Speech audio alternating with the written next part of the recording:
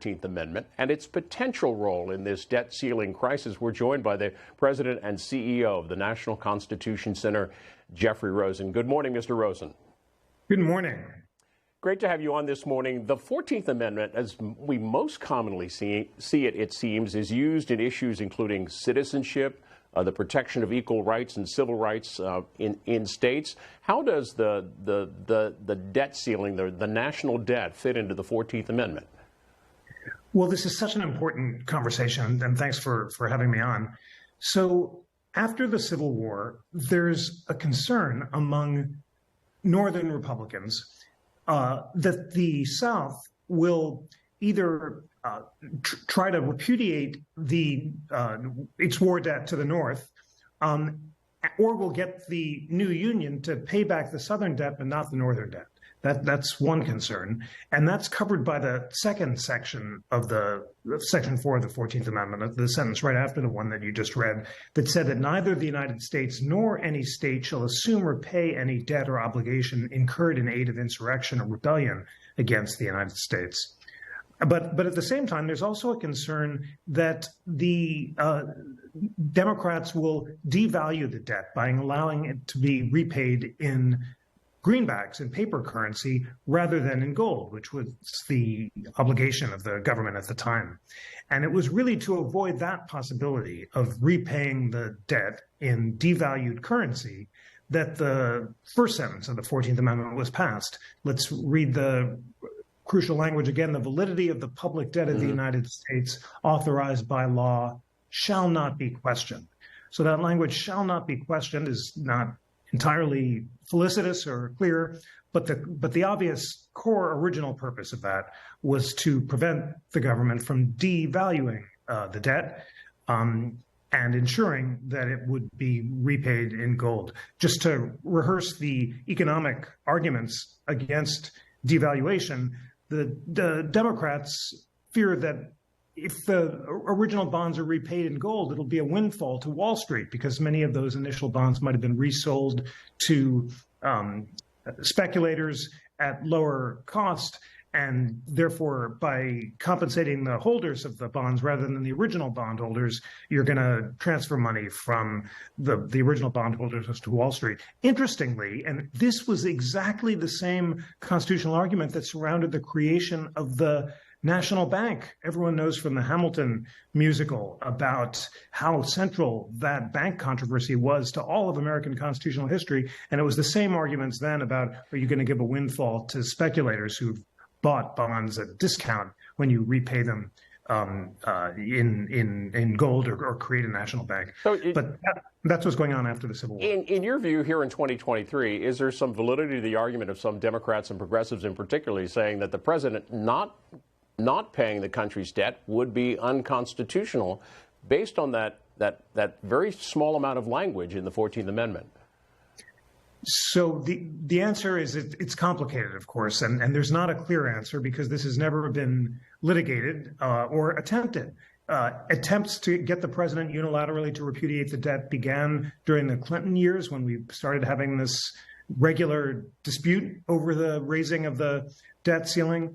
And let me give you the arguments on both sides, because as I say, it's never been tried and there's not a clear answer.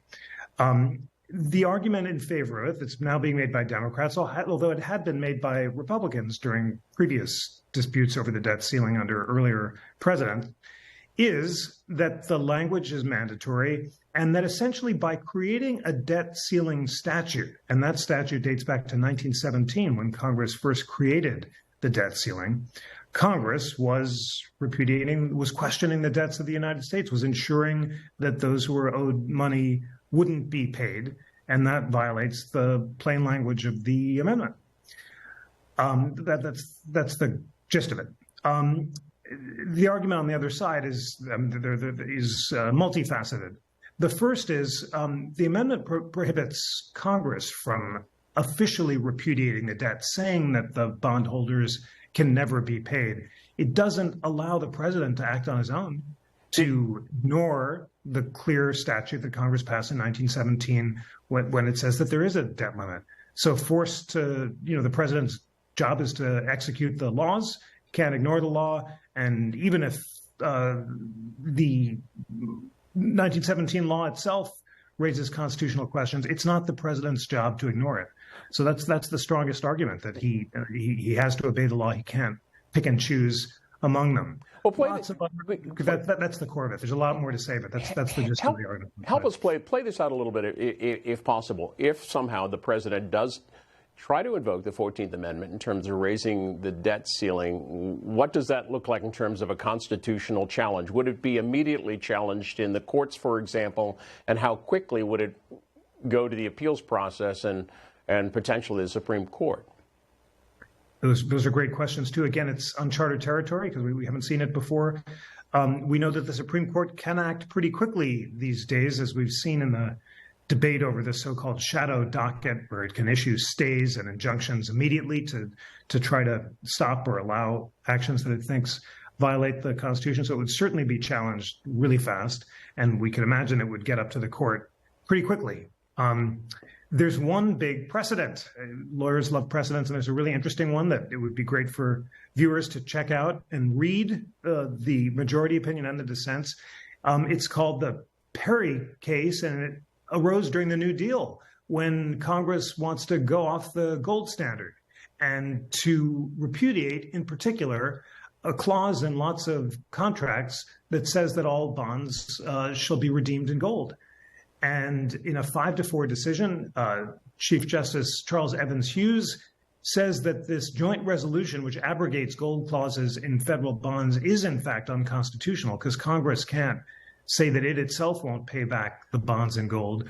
Nevertheless, there's no remedy allowed because Mr. Perry is only entitled to the dollar of the amount of the bond, not the weight in gold, since gold has already been withdrawn by circulation, and therefore he hasn't suffered any actual damage. So this is a huge Marbury versus Madison of the gold clauses. Just to repeat it again, because I know it sounds complicated, the court says that as to the particular treasury bonds, Congress can't say that they won't be paid in gold. But despite that, the guy's not entitled to any remedy because there's no circulating market for gold, and he can't demand that he receive more money than the face value of the bond entitles to. The Constitution Center must be getting a ton of questions on this at constitutioncenter.org. What is the most common question that folks are asking?